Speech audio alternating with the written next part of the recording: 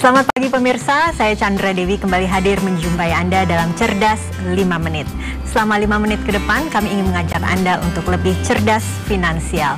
Seperti topik kita hari ini, yaitu seputar reksadana. Apa itu sebenarnya reksadana? Bersama saya telah hadir Bapak Freddy Teja, Head of Investment Specialist dari PT Manulife Asset Management Indonesia. Pak Freddy, selamat pagi. Pagi. Pak Freddy, bisa dijelaskan tidak sebenarnya apa itu reksadana, Pak? Ya, reksadana adalah investasi kolektif dana masyarakat yang dikelola oleh satu manajer investasi untuk diinvestasikan kembali ke instrumen pasar modal seperti saham atau obligasi atau pasar uang. Kalau instrumen pasar modal seperti saham, obligasi, kenapa tidak langsung saja kita ke pasar saham, Pak? Ya. Keuntungannya besar juga kan?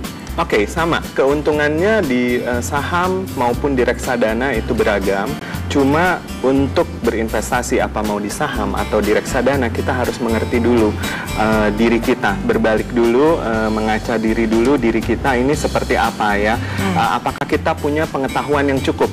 Ya, saham di sini ada 450 saham di pasar modal Indonesia. Mana yang harus kita pilih? Ya, mana yang harus kita pilih? Mana yang prospeknya bagus? Saham-saham apa yang lebih menjanjikan dalam kondisi ekonomi seperti saat ini misalnya? Jadi inti saham itu agak rumit ya, Pak ya? Betul. Dan itu yang pertama adalah pengetahuan. Yang kedua, andaikan kita punya pengetahuan, kita punya waktu enggak? Ya, kalau yang namanya berinvestasi di saham, tentu saja kita harus terus memantaunya gitu ya. Setiap kali itu pasar saham selalu bergerak. Apakah kita punya waktu? Kita harus tanyakan juga. Dan yang ketiga, modal. Ya, untuk membeli saham minimum harus satu lot 500 lembar. Ya, untuk saham-saham yang prospektif satu lembarnya saja mungkin sudah 50 ribuan. Jadi butuh biaya yang besar. Nah, kalau di reksadana, yang pertama pengetahuan dan waktu itu semua sudah dialihkan ke manajer investasi. Mereka yang kerjakan nih, mereka yang setiap pagi dari jam 8 sampai jam 5 selama jam bursa saham bekerja gitu ya, mereka yang memantau, memilah-milah apa yang harus dilakukan gitu. Dan pastinya juga karena kolektif harusnya bisa lebih murah ya, betul, Pak? Betul sekali. Ya, berinvestasi di reksadana minimum hanya Rp100.000 ya. Jadi nggak perlu satu lot 500 lembar yang sudah puluhan juta. Dengan Rp100.000 artinya kita sudah membeli berbagai macam saham, obligasi maupun pasar uang, diversifikasi sudah Nah, jalan. jika saya ini Pak Freddy ya, dan juga barangkali pemirsa ingin, pada akhirnya saya ingin memutuskan untuk berinvestasi di reksadana, apa yang harus saya persiapkan? Oke, yang pertama kita harus mengerti dulu profil risiko kita ya, karena yang namanya berinvestasi di pasar modal tentu saja ada risikonya ya. Pasar modal itu sangat dinamis, sangat fluktuatif juga gitu. Jadi kita harus mengetahui dulu profil risikonya ya. Reksadana itu kalau boleh saya analogikan seperti rujak ya. Jadi ada seseorang katakan Mbak punya Rp10.000. Dengan Rp10.000 mungkin bisa hanya beli bengkuang atau nanas atau mangga. Harus milih yang mana dengan berbagai risikonya, asam atau manis gitu.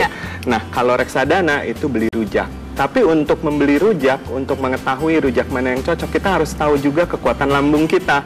Ya, nah, kekuatan lambung kita ini adalah profil risiko.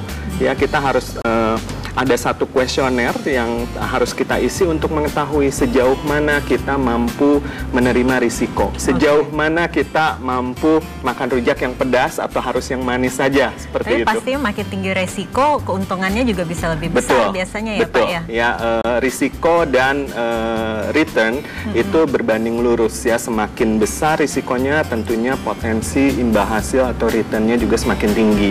Ya. Kemudian kalau saya ingin membeli reksadana, saya harus kemana nih, Pak? Reksadana bisa dibeli lewat manajer investasi atau distributor dari manajer investasi, biasanya perbankan atau perusahaan-perusahaan sekuritas. Baik, Pak Freddy, terima kasih atas informasinya, dan pemirsa tentunya kami berharap informasi tadi bermanfaat bagi Anda. Saya Chandra Dewi, Cerdas 5 Menit, Cerdas Finansial. Sampai jumpa.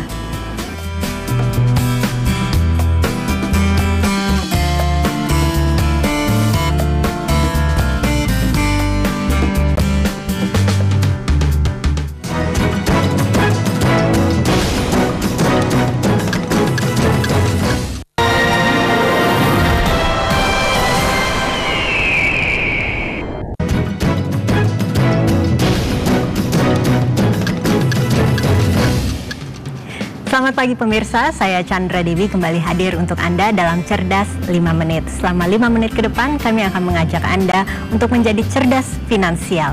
Seperti topik kita di pagi hari ini, yaitu bagaimana cara memilih reksadana yang cocok untuk kita. Bersama saya telah hadir Bapak Putut Endro Andanawari, Direktur Pengembangan Bisnis dari PT Manulife Asset Management Indonesia. Selamat pagi Pak Putut. Selamat pagi. Oke Pak Putut, ini kalau saya sudah akan memilih produk reksadana, pilihannya banyak Pak.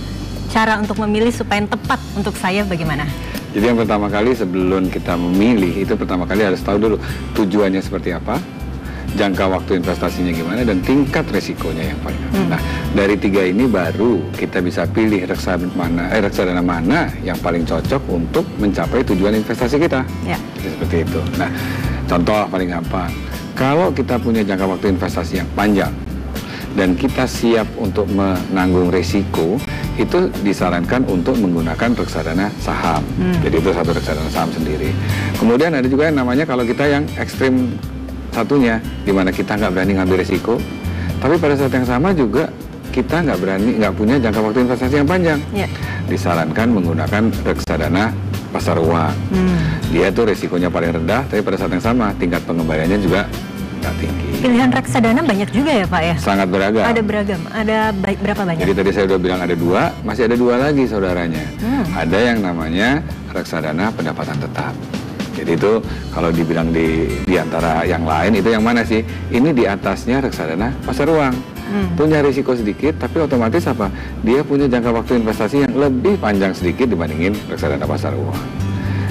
Yang ketiga itu yang namanya reksadana campuran. Ya sesuai namanya campuran. Campuran apa?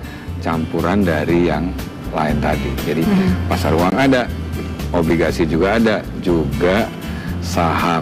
Ini untuk apa sih? Biasanya digunakan untuk investor untuk yang ingin belajar masuk ke reksadana saham, tapi belum berani semuanya di sana. Pelan-pelan dulu, cocoknya yang ini ya Pak ya. Iya. Nah kalau saya ingin mempersiapkan dana pensiun ini, terutama bagi barangkali sama pemirsa juga ibu-ibu dan bapak-bapak yang saat ini sedang bekerja, pastinya ada usia pensiun. Saya harus mempersiapkan apa ini yang cocok, reksadana mana Pak? Nah, kembali lagi, kalau kita ingin mempersiapkan dana pensiun, sebaiknya memang menggunakan reksadana saham. Tapi apakah katakanlah kalau saya sudah umur 50 tahun, sebentar lagi mau pensiun harus semuanya di reksadana saham? Enggak juga.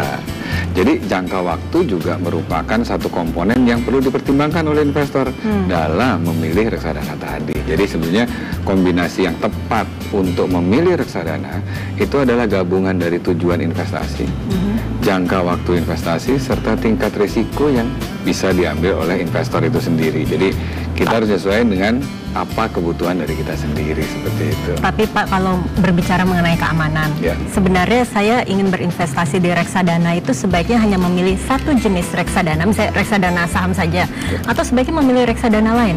Sebetulnya gini, kembali lagi ke cara mengurangi resiko berinvestasi yang namanya diversifikasi atau penyebaran resiko, disarankan untuk tidak hanya satu investasi.